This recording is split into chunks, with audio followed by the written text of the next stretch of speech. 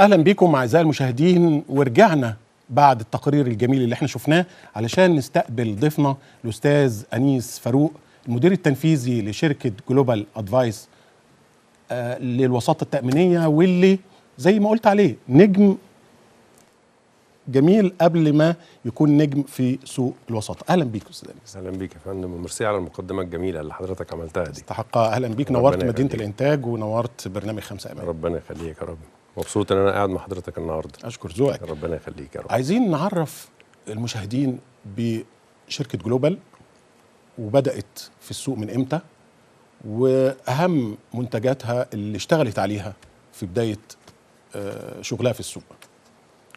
خليني اقول لحضرتك جلوبال ادفايس ابتدت اللايسنس بتاعتها كانت حوالي 2018 2019. ممتاز.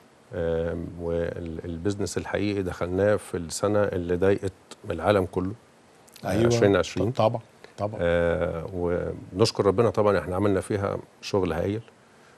يمكن كنا حاطين انا والبورد يعني كنا حاطين ارقام معينه، وربنا كرمنا وجبنا اكتر منها 50% زياده. ممتاز. كانت سنه جميله علينا كلنا. ممتاز. و21 برضو عملنا اعلى من اللي كنا متفقين عليه. يعني السنه الصعبه اللي كانت عند كل مصر والعالم كانت سنه سعيده على جلوبال. كانت سنه جميله بالنسبه لنا. ممتاز. الحمد لله يعني. الحمد لله. واللي بعدها وما يعني وتوالت برضو الى الان. تمام. ويمكن في الوقت ده كان يهمنا في المقام الاول والاخير ان احنا نعرف الناس جلوبال ادفايس مختلفه، مش هنقول احسن او لا. أيوة. بس هنقول ان احنا كان لينا طريقه معينه للشغل. ممتاز. احنا ما بنشتغلش اللي هو انا بنزل للعميل وببيع له لا. انا احب افهم العميل او اعرفه. ايوه. ايه اهميه التامين؟ ممتاز. فايدته فين؟ ايه اللي يستحقه وايه لا؟ مش مجرد ان احنا حضرتك عايز تامين نوع كذا فانا بدل، لا. انا عايز اقول لحضرتك ايه اللي يناسبك. ايوه. بحيث ان يبقى يناسب ميزانيتك ويناسب متطلباتك، وات ذا سيم تايم او في نفس الوقت ما يبقاش في حاجه لود عليك، ما يبقاش حمل عليك زياده. يعني بتدرس العميل 100% طبعا. لازم اكون دارس احتياجاته ايه، هو محتاج ايه. ايوه. واي نوع من انواع التامين اللي يناسبه، لان في انواع تامين متشابهه طبعا. وفي انواع تامين ممكن تبقى زياده عن احتياج العميل. ايوه. وكان اساسنا في المقام الاول الى الان الحمد لله الشفافيه التامه مع العميل. ممتاز. انا احب ابتدي مع العميل من اول يوم في السنه التامينيه. أيوة. لحد اخر يوم. في بعض الناس بتبيع المنتجات التامينيه طبعا من خلال شركات التامين. أيوة. لان احنا كشركه وساطه انا ما عنديش منتج انا بالزبط. ببيعه طبعا. منتجات شركات التامين ودور حضرتك كوسيط ما بين شركات التامين والعميل. هي دي الفكره. تمام. ان انا وسيط للعميل مع شركه التامين. ممتاز. وبالتالي انا ببقى بالنسبه له ادفايزر، ببقى بالنسبه له انا بنصحه ايه افضل نوع اللي يناسب احتياجاتك بشركتك بموظفينك بممتلكاتك. طبعا زي ما حضرتك عارف ان انواع التامين هم نوعين، اللي هي الممتلكات والحياه بكل انواعها طبعا. فكان ده اهتمامنا الاول والاخير ولحد النهارده. ان الشفافيه مع العميل يبقى عارف يعني ايه تامين. ما ببيعش مجرد منتج وخلاص، لا. بالزبط. انا بعرف العميل ايه هو التامين، وطول ما العميل عارف. ايوه. لان في ناس برضه تقول لي طب ما هو العميل عارف ما ممكن يشتغل لوحده. براحته. بس وقتها هو بيفقد جزء مهم، ان انا شغلي هو ازاي ادير له العمليه التامينيه بالظبط بكل جوانبها. وتجيب ما يناسب ليه واحتياجاته. طبعا لان احنا بنعمل دراسه الاول للعميل. تمام. باحتياجاته سواء كان تامينات على الحياه او تامين ممتلكات. بعمل له دراسه وافيه لاحتياجاته، نقط القوه ونقط الضعف، وايه اللي هو محتاجه، يواجه الماركت ازاي او يواجه السوق ازاي، يواجه تحديات السوق ازاي. تمام. وطبعا لان في انواع كتير من التامين والوثائق. اللي يعني البنك بيحتاج وثيقه غير الشركه اللي عدد موظفينها 10,000 غير الشركه اللي عدد موظفينها 20 واحد. بالفعل. كل كيان من دول ليه نوع معين من التامين. فعلا. فبالتالي كان لازم واجبنا وما زال ايوه وبحب اكد عليها انه ما زال، لان احنا دي من اكتر الحاجات اللي احنا الحمد لله مشهورين بيها في السوق المصري كله. ايوه ان انا عندي شفافيه، انا ما بعملش حاجه من ورا العميل، العميل معايا من اول خطوه لحد اخر خطوه. بساعده في موضوع التعويضات ايا كان شكلها عامل ازاي، او ايا كان نوع التامين. بساعده في اختيار البرنامج اللي يناسبه، ما بقولوش اشتغل دي، لا. ايوه أنا يعني بساعده. بيقول لك انا محتاج كذا. يعني هنيجي ندي مثال مثلا اتفضل. عن السيارات. تمام. عميل عايز يأمن على العربية بتاعته وعمل حادثة الساعة 11 بالليل، اوكي. وقت قفل شركات التأمين بيلجأ لشركة جلوبال، بيلاقي شركة جلوبال بتقول له الحل هتلاقيه وتعويضك هيمشي احنا بنبقى بالطرق. معاه. معاه طب ونش بيروح له بيبقى معاه ايا خطوات. كان احتياجه ايه. يعني حضرتك اخدت مثل للعربيه، مثلا هو مش بس احنا زي ما اتفقت مع بالظبط حضرتك ان كل في أنواع. اكتر من نوع. احنا بندي المثال. من ضمن الحاجات الصعبه ايوه الحادثه او اي طارئ حصل، طبعا. لا قدر الله في مستشفى، ايوه فدول اكتر ناس بيحتاجوك في الوقت ده. فعلا. واحنا عندنا شعار ما فيهوش هزار طبعا، احنا 24 ساعه احنا 24 ساعه معاك. وده الميزه لشركه وساطه، بتقول للعميل شركات التامين بتقفل في موعدها الساعه 3 او الساعه 4 بالظبط. ايا كان، انما جلوبال معاك طول الوقت. طول الوقت. طول الوقت يعني ممتاز. مش 24 اللي هو لو حضرتك كلمتني الجمعه ولا السبت اقول لك انا اجازه. لا مفيش لا، موجود. مفيش الكلام ده. يعني اذا الرقم اللي هينزل على الشاشه ده، العميل لما بيتصل عليه ويقول حصل لي موقف كذا، او المصنع بتاعي حصل له كذا، او احدى منتجات الشركه وقعت في الطريق وتلفت، يقدر يكلمك في اي وقت في اي وقت وهيلاقي جلوبال موجود. طبعا. انا عندي اكاونت مانجر لكل عميل، في حد موجود لكل عميل، كل عميل، سواء كان عميل فردي او كان عميل جماعي، مم. سواء كان تامين على الحياه او تامين ممتلكات. اي عميل عندي في، يعني انا عندي سكشن قسم لخدمه العملاء للممتلكات أيوة. بكل انواعها، وفي فريق عمل للعميل، تمام. لان الممتلكات طبعا متوسعه ومتشعبه. اكيد. والحمد لله احنا عندنا يعني كبار عملاء فعلا ليهم اسمائهم في جمهوريه مصر العربيه. ممتاز. فده شق كبير، وشق نفس الاهميه بتاعته خدمه العملاء بالنسبه للتامين الطبي. نيجي بقى للحته دي. كويس قوي انك جبت سيره، لان انا ما صدقت ان انا اسمع كلمه تامين طبي. طب قول لي وانا اقول لحضرتك على في وسط على طول في وسط غلاء العلاج والادويه بيجي موقف صعب قوي وبنسمعه. واحد حصل له موقف لابنه او لنفسه، بيدخل المستشفى بتقول له ايه؟ شوف لنا 20,000 تحت الحساب، صح كده؟ مظبوط. او 50,000 تحت حسب حالته. طب عالجوني، لا هتدفع ولا بره. ودي جميع المستشفيات الاستثماريه. طبعا الدوله مشكوره جدا، ما بتبخلش ولا بتكل خالص في علاج اي مواطن، بس الضغط عليها شديد جدا. مظبوط. فانا عايز حضرتك تفهم كل المشاهدين وثيقه التامين الطبي واهميتها قد ايه لكل واحد فينا. اوكي. هبتدي مع حضرتك بنفس المثل اللي حضرتك قلته. ايوه. ان لو لا قدر الله، مش هنقول طبعا حادثه او حاجه، بس هنقول انا تعبت دلوقتي فعلا وطلبت الاسعاف او رحت على رجلي للطوارئ. أيوة. في اي مستشفى. ايوه. قبل اي اجراء هيقول لي لو سمحت حط لي فلوس في الخزنه علشان ابتدي اعمل اي اجراء. بالظبط. طيب انا مش معايا فلوس. هيبقى ايه الحل؟ يا اما هروح للقصر العيني، هروح لمستشفيات الدوله طبعا، او والضغط عليها يتولاني برحمته. صح طبعا. كده؟ صح. طيب فده سيتويشن. أيوة. ده موقف. طبعا. قصاده الناحيه الثانيه انا نفس الشخص، جار الشخص ده. ايوه. وتعبت. بس انا معايا كارت تامين طبي. ممتاز. بدخل المستشفى من اوسع ابوابها، طوارئ او ايا كان، انا مش شايل هم ايه اللي هيحصل. ممتاز. ولا حد هيقول انا عايز جنيه خالص. ولا 100,000. اشعاعات، كشوفات، كل ما يتطلبه للمريض من اول ما يدخل من باب المستشفى لحد ما يخرج بألف سلامه، كل ده على كارت التأمين الطبي. فبالتالي بمجرد العميل ما بياخد الكارت التأمين الطبي، صدقني بينام وهو مطمن جدا. في حاجه دارجه دايما يقول لك ايه، بأمن تطمن طبعا. لكن حد تاني بيبقى شايل هم العلاج النهارده. شايل هم العلاج النهارده. صح، دي حقيقة. وده بسبب ان طبعا في تطور في الماركت كله طبعا، او على مستوى العالم كله في حته ارتفاع الاسعار دي حقيقة.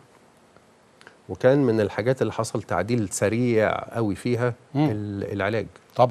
طبعا هنا مش قصدي العلاج اللي هو العلاج، قصدي العلاج بكل جوانبه. طبعا هروح المستشفى، الشاش والقطن بقى برقم غير الرقم. الأشعة والتحليل بقت برقم مختلف خالص عن الرقم قبل كده. طب كل حاجة اختلفت. أكيد. الإقامة في المستشفى يعني حدث ولا حرج. طبعا. فبالتالي واحد حصل له سيتويشن أو حصل له أي إمرجنسي، هيروح فين؟ على حسب اللي معايا هروح. بالفعل معايا 1000 جنيه هروح الحتة دي. معايا 100,000 جنيه هروح الحتة دي. بالظبط. معايا كتير اروح الحتة دي. معايا كارت تأمين طبي، مش فارق هروح فين. هروح في أي حتة. دار الفؤاد، السلام الدولي، يعني حضرتك السعودي الألماني، أي مستشفى، جميع المستشفيات كلاس إيه؟ الاستثمارية الكبيرة طبعا كلاس إيه؟ كلها داخلة جوه النتورك من غير ما أدفع أي شيء. أول ما بدخل استقبال، كشف، تحاليل، إقامة. إذا تعرضت لا قدر الله للحجز، مفيش بدفع أي شيء خالص. لو عملية ممتاز. يعني أنا بقول لحضرتك من أول ما بدخل باب الطوارئ، وخلينا ندي لحضرتك مثلا مثال حصل معايا أنا شخصيا. من فترة حصل معايا ظرف طبي يعني. أيوه. فدخلت الطوارئ مستشفى. أيوه. من غير ما نقول أسمائها. أنا مش قلقان من أي حاجة لأن أنا معايا كارت. الله، ممتاز. دخلت الطوارئ، قالوا لي حضرتك لازم تتحجز دلوقتي، وابتدوا يجهزوا العمليات. الساعة 9 الصبح دخلت العملية. المستشفى مشكورة بعتت لشركة التأمين علشان تاخد موافقة على العملية. أيوه. الموافقة جت، عملت العملية، شكرا، الحمد لله على السلامة، مع السلامة. يا جمال الموقف. هعكس ان انا مش معايا الكارت ده. خلاص. شو بدل ما هجري على اي مستشفى جوه الشبكة الطبية بتاعتي، هبتدي افكر انا هروح فين. طب معايا كام في جيبي. طب انا هعمل العملية ازاي. دي حقيقة. والدكتور هيقول لي هي بكام. أيوة. فانا ببتدي اعمل حسابات ممكن ما اكونش عامل حسابها. وهنا الانسان معرض لخطورة كبرى، سواء لا قدر الله هو نفسه او لحد من اعز الناس عنده. مظبوط. يبقى هنا انا عايز حضرتك تقول للمشاهد نصيحة من اول ما يتجوز او هو حتى مش متجوز، ازاي يعمل سيفتي لنفسه في الجزئية دي، ومهما كان المبلغ اللي هيستقطعه بس هيجي في شهر من السنة بيدفعه مرة واحدة وبياخد الكارنيه اللي بيستمتع بيه بجميع المميزات ديت. اول ما دخلت التأمين زمان كان عندي مدير ربنا يديله العمر والصحة يعني، وكنا ساعتها بنبيع تأمين على الحياة فردي. وده برضو من غرائب الدنيا. أيوة. يعني خليني اقول لحضرتك ليه التأمين الفردي ده من غرائب الدنيا. أيوة. على قد ما هو مهم جدا جدا جدا لأي شخص، على قد ما ان القطاع هو اللي بيكلم العميل علشان يبيع له، وبيتحايل عليه علشان بيتحايل عليه علشان مصلحته، عشان يبقى بالظبط. ايوه. فكان المدير يقول لي ايه، يقول لي احنا بنحوش بالضرب على الايد. فبقول له يعني ايه بنحوش بالضرب على الايد؟ يقول لي يعني انا بحوش للعميل. فبقول له انت تقدر تدفع كام؟ فيجي يقول لي مثلا اقدر ادفع 1000 جنيه في الشهر مثلا. اقول له لا ما تدفعش 1000 جنيه، ادفع 500. ايوه. ليه يا حبيبي؟ ما هو يقدر يدفع 1000 جنيه. ما هو ال1000 جنيه دي داخله للشركه، وطبعا احنا بنشتغل علشان كوميشن وعلشان وعلشان. فمصلحتي هنا. قال لي لا، مصلحتي ان العميل يكمل اللي هو بيعمله. ممتاز. طبعا علشان يكمل، هو قال استطاعته 1000، بالظبط. اديله اقل من استطاعته علشان يعرف ليه؟ يكمل. عشان ما يبقاش حمل عليه بعد كده. ايوه ما يبقاش انا شايل هم اليوم بتاع اول الشهر اللي هدفع فيه ال1000 جنيه او لا. انت قادر تدفع ال1000 بالظبط، ادفع 500 عشان هتستمر. عشان استمر. بالظبط كده. علشان استمر فعلا. لان التامين اساسه الاستمراريه. فانا لما بقول له حوش على جنب حته صغيره كده، اعتبرها سجاير، اعتبرها بنزين، بالظبط، اعتبرها كافيه، اعتبرها اي اعتبار انت عايزه. بالظبط. شيل جزء صغير قوي ايوه على جنب وخليه يكبر مع نفسه. ايوه يبتدي يكبر. الشهر ده انا حطيت 10 جنيه. ايوه وايمين يعني انا قصدي 10 جنيه بالفعل. طبعا انا بتكلم من 20 سنه طبعا. ايوه بالظبط. فانا هفرض النهارده ان هي 100 جنيه 100. تمام. بعد سنه ال 100 جنيه بقوا 1200 جنيه بالفعل. طيب هتيجي تقول لي يعني ايه 1200 جنيه؟ هقول لحضرتك برضو جمله اتعرفت عليها زمان. جمله ايوه ان اللي معاه 1000 جنيه احسن من اللي معهوش. فعلا دي حقيقه. طيب حقيقه. فبالتالي اللي معاه 100 جنيه برضو احسن من اللي معهوش. وناخد مثل بسيط قوي. لو انا مش معايا عربيه وفي مكان ما عايز اروح وحضرتك معاك 100 جنيه انا مش معايا، حضرتك هتروح انا مش هروح. بالظبط. ال 100 جنيه اللي هي النهارده مش هتعمل حاجه بالفعل. لكن في بعض الاحيان بتعمل. فال 100 جنيه مع ال 100 جنيه مع ال 100 جنيه هبتدي احوش رقم. ايوه بعد فتره من الزمن ما بقاش رقم صغير. ولو بقى رقم صغير فتاني هقول نفس الجمله. انا لو معايا 10000 جنيه احسن من اللي معهوش، واحسن من اللي معاه 5 طبعا، واحسن من اللي معاه 1000، واحسن من اللي معاه. دي حقيقه. طيب اللي انا بنصح بيه للعميل او لاي شخص معهوش التغطيات دي، لو انا دخلت النهارده المستشفى حضرتك هتدفع كام علشان مجرد اعمل خياطه غرزه واحده لجرح؟ ايوه. او ادخل اجيب علاج او ادخل اعمل كشف او الى اخره. ايوه. فبالتالي لو انا بقول لحضرتك شيل 500 جنيه على جنب اول سنه حوشه. ايوه. في اخر السنه هيبقى معايا 6000 جنيه حقيقة. اشتري تامين طبي. ممتاز. طيب هتقول لي 6000 جنيه كتير؟ هقول لك لو حصل ايمرجنسي لا قدر الله. التحاليل بكام؟ شكرا. التحاليل بكام؟ التحاليل بس. بالظبط كده. التحاليل بس. كانت الاول والاشعاعات بارقام بسيطه. ايوه. طب دلوقتي اختلفت تماما. بالظبط.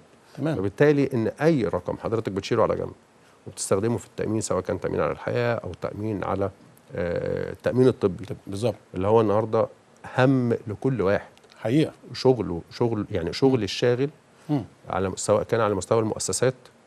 النهارده في مؤسسات بتكلمك تقول لك انا عايز اعمل تامين طبي للموظفين. ممتاز. وهنا ميزه قويه جدا لكل موظف ان يقول انا الشركه ما اقدرش اسيبها لانها بتهتم بيا بكل امور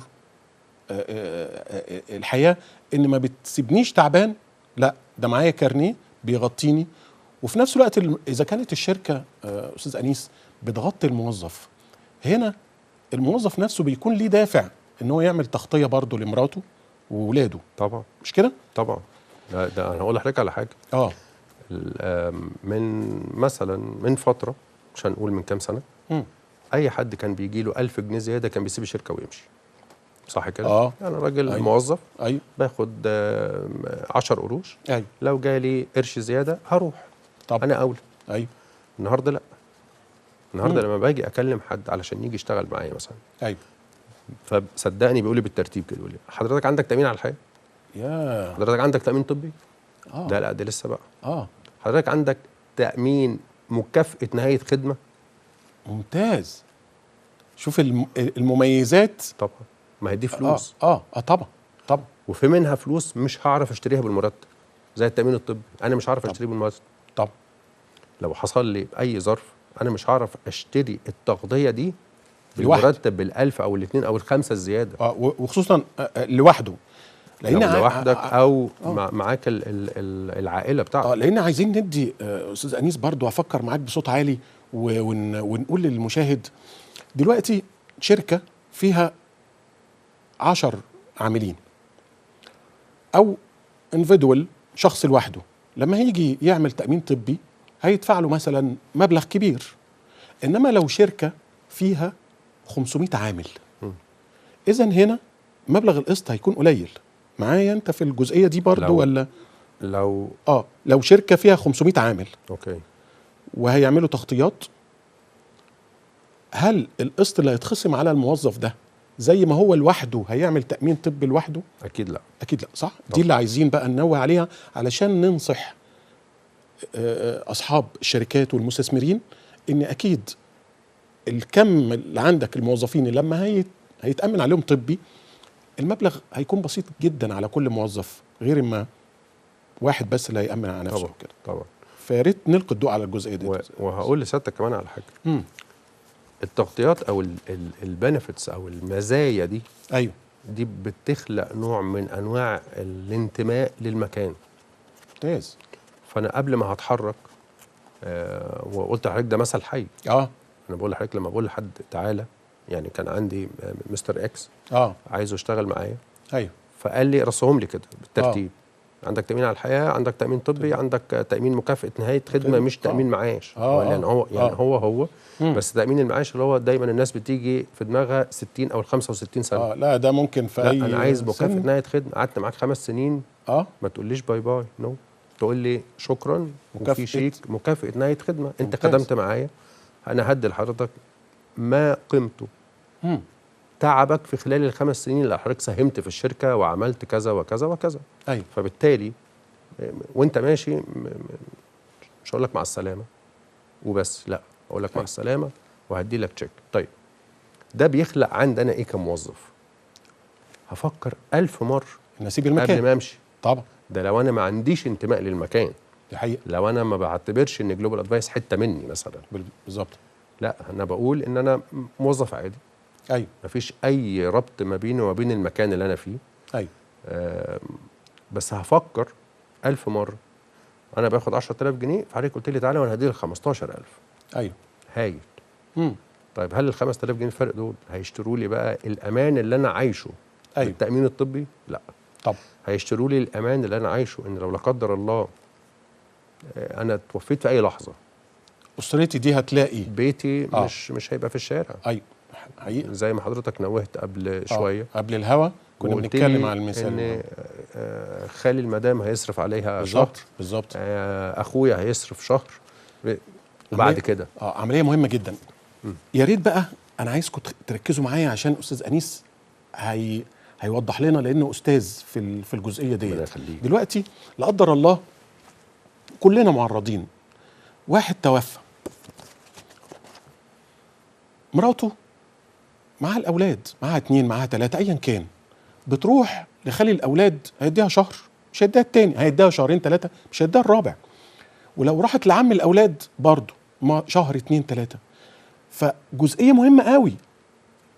الرقم قدامك على الشاشه بتاعت شركه جلوبال علشان هتعرف اهميه الوثيقه اللي هيتكلم عليها استاذ انيس، ان ازاي لازم تعمل وثيقه تامن بيها مش نفسك بس، تامن ولادك، وفي نفس الوقت بالفكر القسط اللي انت بتدفعه اعمل زي ابهاتنا وجدودنا زمان كانوا ساعه ما كانوا قاعدين في الشقه تقول له ما تديني اجيب الفرش للبنت وهي لسه عندها 10 سنين، هات البطانيه حط فوق الدولاب، ما تجيب نجيب حاجه المطبخ اديها كل شهر كل شهرين، فبيجهز البنت وعندها 10 سنين بحيث توصل ل 20 سنه اتجهزت. هنا هنعرف بقى المزيد. استاذ انيس هيورينا اهميه الوثيقه دي وازاي ما تتعرضش للخطوره ديت. عايز احكي لحضرتك موقف حصل. تمام. كنت في شركه تامين في سنه 15 16 2015 2016. وبعدين كان في حد توفاه الله، يعني موظف تبع عميل عندنا. ايوه. وعاده اللي بيطلع الشيكات دي يعني جزء اداره تاني يعني. ايوه.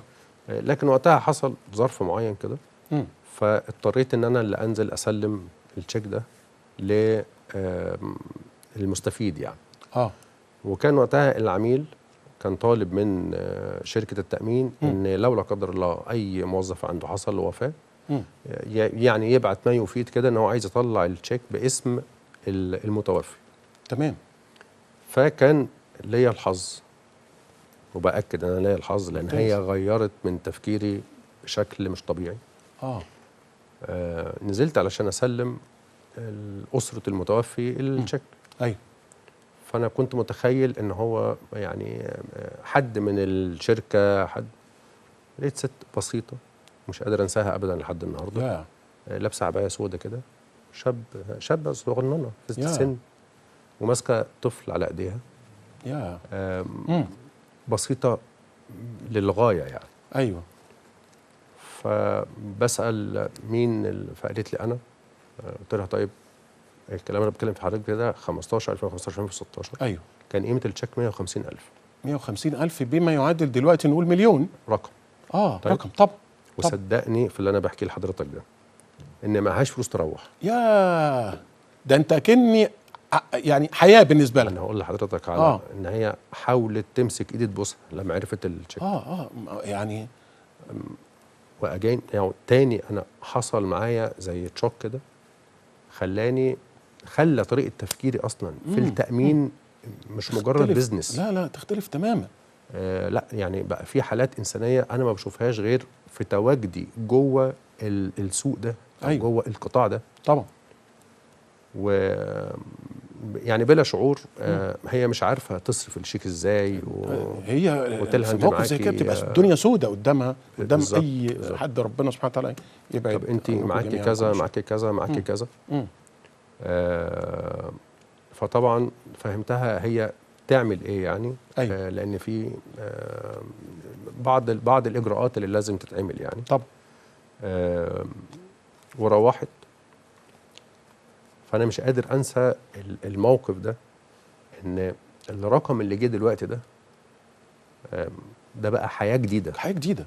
يعني حضرتك شيل الرقم ده او شيل التشيك ده يا. وحصل وفاه لعائل الاسره الوحيد. ايوه. لان هو كان شاب صغير، وهي صغيره في السن. أيوة. ومعاها بيبي. طب هتعيش ازاي بقى؟ يعني هتصرف على نفسها ازاي وهتصرف على البيبي ده ازاي؟ أيوة. في حين ان شيل ده حضرتك حط بقى الرقم ده قدام. ايوه. فحرفيا حضرتك عملت حياه جديده. حياه فعلا. بشكل مختلف خالص بسبب تأمين على الحياة. يمكن وقتها قسطه كان جنيهات. ممتاز. جنيهات.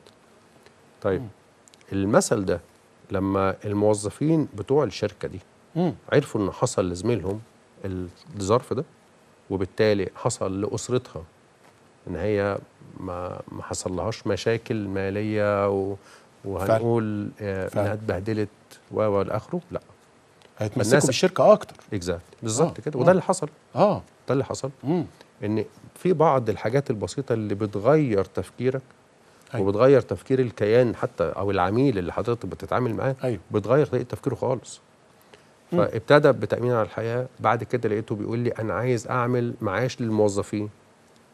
شوف ممتاز جدا. الموقف غير الفكر. وعادة هي المواقف أو الحاجات اللي بتحصل في حياتنا، الأحداث اللي بتحصل في حياتنا. أيوة. هي بتغير طريقة تفكيرنا طبعا، وبتغير رد فعلنا طبعا. فبالتالي حقيقة. في حاجات معينة حضرتك ما تبقاش باصص عليها، لما بتحصل لا بتبتدي بقى عارف لو حضرتك ايه ترجع كده بظهرك وتقول لا ما هو لو كان ما هو لو كان ليه؟ طب ليه لو كان؟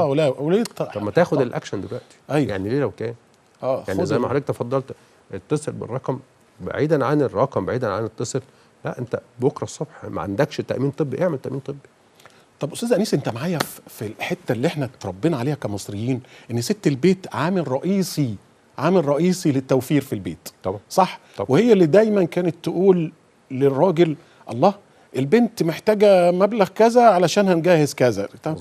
يا ريت توجه كلمه للست المصريه وكل بيت مصري تبدا بايه وباي مبلغ، حتى تنصح الست المصريه اللي انا بقول هي عامل رئيسي في اهميه الموضوع اللي احنا بنتكلم فيه. ما تسيبش جوزك. يعني ما تسيبهوش، لانك لو سبتيه هيجي يوم ويسيبك. مش عارف ساعتها بقى انت هتعملي ايه. بس دي كلمه يعني ما تسيبهوش. يعني هي اللي بتدبر فعلا المواطن المصري. ايوه. ايا كان الليفل بتاعه. فعلا. كموظف بيجي اول الشهر اتفضلي يا فندم الحكومه بقى. طبعا. اتفضلي يا فندم. طبعا. وربنا يتولانا برحمته. بالظبط. هي تقدر تدبر، وهي تقدر وهي تقدر وهي تقدر وهتيجي على نفسها شويه، بس هو لازم يكون معاها برضه. حقيقه. تعالوا على نفسكم شويه صغيره قوي قوي قوي، ايوه فوق ما تتخيلوا يا جماعه. هو الارقام مش الافات، أيوة. لا، دي هتيجوا على نفسكم شويه صغيره، وبعدين هتعرف تنام، هتعرف تستريح، هتعرف ما تشيلش هم ان لو لا قدر الله حصل كذا. هو ده التامين. ممتاز. هو ده التامين. حضرتك لما بتركب عربيتك وهتسافر، ايوه، في لفظ دارج ما بيننا، ايوه، امنت، تمام. أيوة. هو مش قصدك امنت على العربيه، لا يعني شيكت على الزيت وشيكت على والميه الكاوتش صح كده. ايوه فعلا. خد بالك من الستيب، خد بالك من السبير دي بتاعك. حقيقة. صح. طب ليه خد بالك من السبير؟ ليه؟ عشان ماشي في طريق، علشان ماشي في طريق، والطريق ده هو الحياه بالنسبه لنا بقى. اكزاكتلي. علشان لا قدر لو حصل بالظبط، انا معايا سبير. ده التامين بالظبط. مش بقول لكم شايفين المثل معايا؟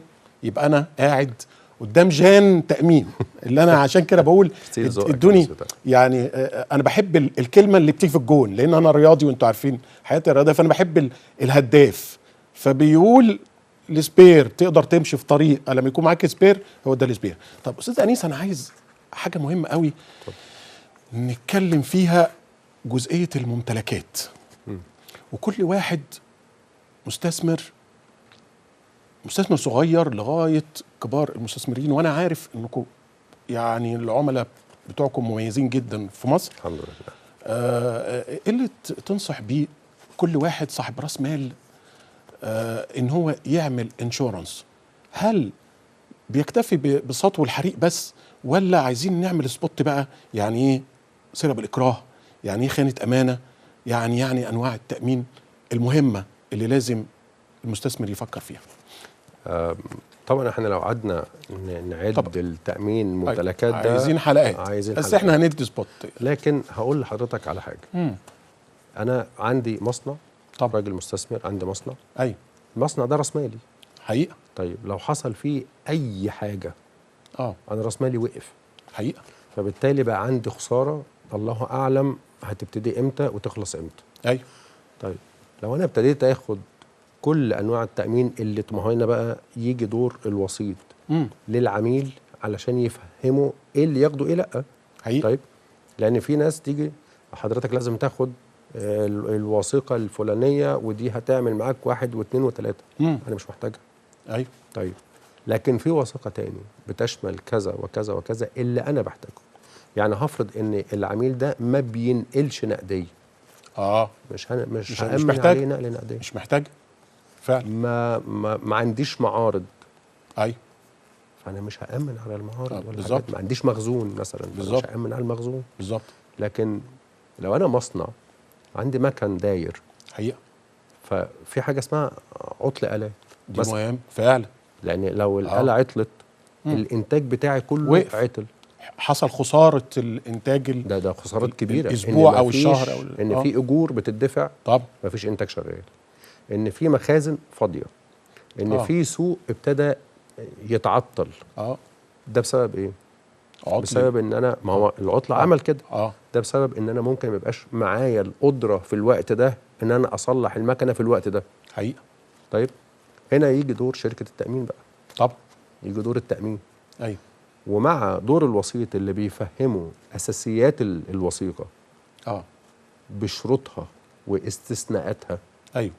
فلو لا قدر الله حصل اي تعويض انا في ظهر العميل بوجهه ازاي نقدر نجيب التعويض بشروط الوثيقه بتاعتي واحتياجاتي والاعطال اللي حصلت وسببها و فبالتالي انا بقدم الكلام ده لشركه التامين وشركات التامين طالما اي حاجه تخص التعويض مستوفاه. ايوه. في الوقت المحدد، يعني كل تعويض بيبقى ليه طبعا او كل اكشن بيبقى ليه زي SLA ليه وقت محدد لصرف التعويض. بالظبط. فانا عرضت على شركه التامين، فكمان انا بقيت كصاحب مال انا مش قلقان. ايوه. علشان في حد مغطيني، عشان كده احنا بنقول التامين ده هو تغطيه تامينيه. ايوه. متغطي اللي هو انا مش مكشوف. بالظبط، مغطي اللي انا بشتغل وعارف ان لا قدر الله حصل اي عطل في اي وقت. ايوه. حصل اي سرقه لا قدر الله، حصل ان لا قدر الله في عربيه بتوزع منتجات عملت حادثه. بالظبط. فانا عارف ان العربيه بمشتملاتها ومحتوياتها انا متامن. يبقى نقل بري، وثيقه نقل طبعاً البري، طبعاً. واهميه وثيقه النقل البري اللي عايز ادي هنت للمشاهد هنا حسب معلومات صغيره، لان انا قاعد مع استاذ. وثيقه النقل البري يا جماعه بتقول منتجك اللي انت عمال بتلف بيه مصر وتوزعه في الصعيد وبحري وقبلي والقناه وكله، المنتج ده العربيه لا قدر الله اتقلبت، العربيه دي فيها بحوالي 1,000,000 او 1,500,000 بضاعه. هنا الوثيقه النقل البري مغطيه، عايزين ننوه عليها واهميتها استاذ انيس. اي وثيقه، ايوه اي وثيقه تامين للممتلكات ايوه هي ليها اهميتها، مش بس نقل بري. ممتاز. يعني انا عايز اقول لحضرتك ان من اول المنتج اللي بيطلع ايوه اللي هيتحط في العربيه، اللي انا بامن بيه على السواق، ايوه لان انا بامن على السواق، ايوه حصل. بامن على المندوب، تمام. بامن على العربيه كعربيه، ايوه بامن على محتويات العربيه، ممتاز. العربيه اللي بتتنقل دي ايوه وبتمشي فين، طرق. انا بغطيها طول الرحله بتاعتها باقصى حموله ليها، داخل جمهوريه مصر العربيه وممكن بره، وممكن بره حسب طلبات العميل. تمام. فبالتالي انا بغطي مم. كل ما يخص العميل من اول الرو ماتيريال او المنتج البسيط اللي بيدخل في عمليه التصنيع ايوه لحد ما يخرج منتج منتج كامل نهائي. كل ده متامن عليه. ممتاز. طب انا اخدت المنتج هبتدي انزله السوق، حصل ما تقلقش، برضو. ما تخافش، مم. حاجتك يعني حاجتك موجوده ايوه وبالماكسيمم، يعني باعلى حموله للعربيه اللي بتتحرك. ممتاز. فانت ما تخافش من حاجه، ما تقلقش. مم. تقلق امتى؟ ايوه لو ما فيش تامين. بالظبط. طب وليه تعيش قلقان يا حبيبي؟ بالظبط. يعني ما انت عندك الحلول بسيطه. وعلى فكره يا جماعه الارقام دي كلها صدقوني مش هتصدقوا قيمه القسط. مبالغ قليله قوي. يعني صدقني مش هتصدق قيمه القسط، مش هتصدق. علشان كده عندكم الرقم على الشاشه، وانتوا هتستغربوا لما تيجي تتصلوا بجلوبال وتقول لهم انا عايز اعمل تامين على مصنعي كله وما يشمل، وعايز اعمل الوثيقه ديت. هتستغربوا ان المبالغ دي سايبينها وتتعرضوا للخطر. هقول لحضرتك على حاجه بمناسبه البرنامج وبمناسبه حضرتك. خلي الناس تتصل، انا هعمل لهم فري ستادي. فري ستايل. فري ستادي يعني اي حد عنده اي مصنع ايوه عايز يعمل اناليسز ايوه علشان انا موجود مع حضرتك النهارده، ايوه انا هعملها له فور فري. ممتاز. ده عرض ممتاز جدا، علشان انا كبرنامج انت عارف هدفه نشر الوعي التاميني. طبعا في المقام الاول لازم كل مصري يعرف اهميه التامين، وطبعا انا بجيب ناس مميزه زي حضرتك والساده الافاضل اللي شرفوني في البرنامج، علشان لازم يكون التامين رقم واحد لكل مواطن حطه هدف قدام عينيه. يعني حضرتك ما بتستغربش لما يكون واحد جايب عربيه ب 2 و3 4 مليون جنيه، اسعار العربيات زي ما حضرتك عارفها في السوق، ويحب يجيب كاسيت ويغير بالكاسيت ب 15 20 الف جنيه، ووثيقه التامين يعملها بس علشان لصالح بنك اذا جايب العربيه من البنك. انا هقول لحضرتك على حاجه. كومنت حضرتك هنا. هقول لحضرتك على حاجه كوميديه حصلت. ده في الشارع، وده احنا بنشوفه كل يوم طبعا. طب وربنا يا رب يبعد عننا كل حوادث يعني. يا رب يا رب. بس خليني اقول لحضرتك ان في 2 عملوا حادثه. وهنقول بسيطه يعني علشان ما يبقاش كلامنا وحش يعني. ايوه واحد قاعد، انا اسف يعني هعمل منهار. ايه وهجيب منين. والتاني بيصور عربيته بمنتهى التناكه. يعني عارف اللي هو اعصابه بيصورها كده هادي جدا ولا في دماغه اي حاجه. والتاني دول اتنين عملوا حادثه. ايوه طب ده سيتويشن قدامنا. ايوه ده مأمن وده لا. بمنتهى البساطه. يعني انا ما بقولش حاجه خيال، لا ده واقع. ده واقع في الشارع المصري بيحصل. واحد مش فارق معاه. حصل سيتويشن قبل كده معايا انا شخصيا. ماشيين واحده واحده كده في الشارع، فتقريبا اللي ورايا سرح. ايوه وهي عربيته زيرو. يعني تقريبا بقى لهاش شهر ولا حاجه. ايوه انا عربيتي عاليه شويه وعربيته واطي على الارض شويه. فالكبوت اتبهدل. طيب اتبهدل يعني ما عنديش لفظ تاني اقوله غير انه اتبهدل. ايوه. فالولد من الصدمه، لان احنا ماشيين بالراحه خالص، اتصدم من الشكل. ايوه. فانا سالته سؤال: انت مأمن؟ قال لي اه. قلت له: محتاج اي حاجه انا معاك. يا ممتاز. قال لي: طب اعمل ايه؟ قلت له: اعمل كذا وكذا وكذا. خطوات اهي. وما تتحركش غير لما تكلم الوسيط بتاعك. قال لي: ما عنديش وسيط. قلت له: كلم يا حبيبي الشركه او المعرض بتاعك او ايا كان وكلمه. ايوه. كويس. وده سيتويشن حصل معانا شخصيا.